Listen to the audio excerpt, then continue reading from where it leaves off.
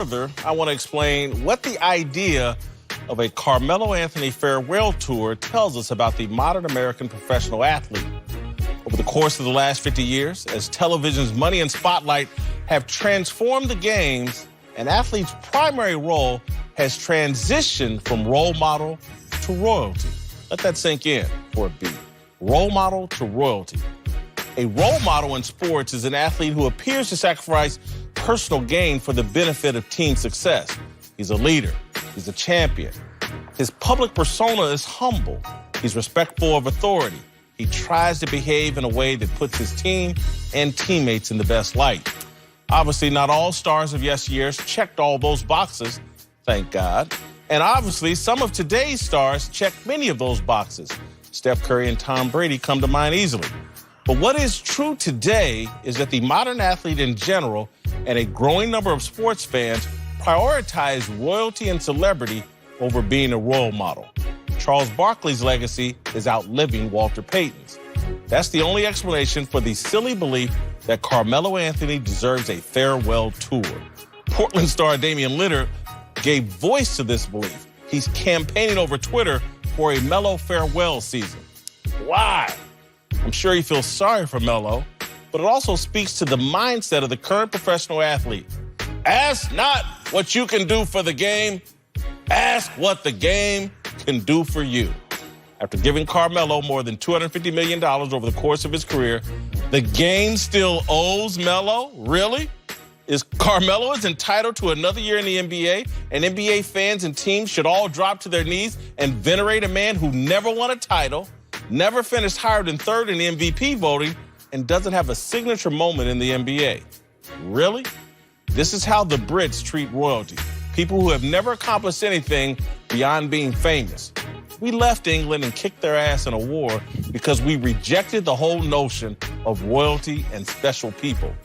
Athletes have joined the royal class in money and in sense of entitlement. You can see it everywhere. Through Title IX legislation, the United States government has spent billions of dollars empowering women's college soccer programs for nearly 50 years. The investment has produced a juggernaut U.S. women's national soccer team. The U.S. Soccer Federation subsidizes their play in a professional league. But these same women have convinced themselves and a segment of the public they're exploited and mistreated. No, they're just entitled, just like male athletes. They're no different from King LeBron James. There's hundreds of years of evidence that parents can go to their child's sporting events without celebrating with the kids on the court during the game. I mean, I watched Dale and Sonya Curry do it every season in the NBA. Those rules don't apply to a king, and Lord help anyone who tries to mention those rules to a king. His worshipers will cut videos and raise hell all across the internet explaining how rules don't apply to a king. I don't like elites. I don't like elitist behavior. I got old school American values. The sports world doesn't anymore. All right, joining us again is Rick Bucher. Marcellus, I'll start with you. Have money and fame turned modern athletes into royalty? No. And not a fan of the word royalty in this question, because royalty implies blood, status, lineage. You know, royalty, as you even mentioned. I don't know any athletes, including Steph Curry, that just rolled out of bed and say, oh, daddy did it, so I'm guaranteed to do it. Think about when you're a son of the king.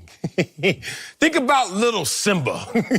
He was going to be Mufasa in the circle of life. It just was going to be. That's how it goes. But that's not how it goes for an athlete. So I grew up in a world where the cool kids were always the athletes. I remember learning this from media and watching The White Shadow and everything else growing up in the 70s and 80s, which you go to a park then, you go to a park now. Every parent is out there throwing the ball with their kids. Because everyone knows that this can give your kid some discipline, identity, work habits, work ethic, but no guarantees. But at least builds up a person, a character that can blossom into this. But the money and the fame, it was always there. It was just on a different scale. Trust me, when Sugar Ray Leonard signed his first deal of over $1 million, the world went crazy in the early 80s. Remember when Magic signed a 25-year, $25 million deal? We were like, how much? Insane. Back then, I understand that it has grown exponentially since then, but it was always a relative scope of us commoners, non-athletes, looking at those guys with high reverence and respect that they worked on their craft. Nothing given in blood, status, or lineage. They earned every single opportunity. I'm glad you brought up the financial aspect of this, because what happens as soon as the guy gets paid? Now the criticism changes. And to me, what this does is that it underscores the distinction between the way the public and the media view athletes and the way their peers view them. They look at Carmelo Anthony and they're not looking at him and saying, you know what? Boy, he was stealing money from the New York Knicks. He didn't take full advantage of Oklahoma City or Houston. They just look at him and say, man, that guy could ball. That guy can play. And I've played against him. They don't care how he related to the media. It's, can he play? And I'm going to use an example of a guy who, David Lee. David Lee, when he was with the New York Knicks and he was making $800,000, was beloved by the New York Knicks and their fans.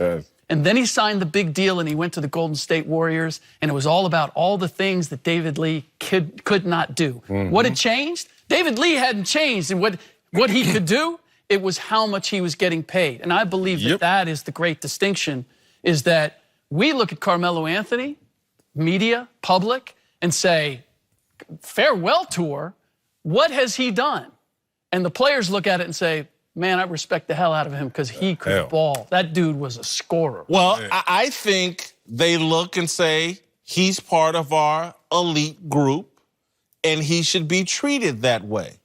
And because we all like him, and he's made a ton, because again, players do look and go, man, he can play. But they also look, man, he made a lot of money. But they don't begrudge him for that. No, I'm not saying they begrudge him. But that makes him part of the elite club, because when you make $250 million in this country, you become an elite. For sure. And it doesn't matter if it's through blood, lineage, or whatever gifted to you.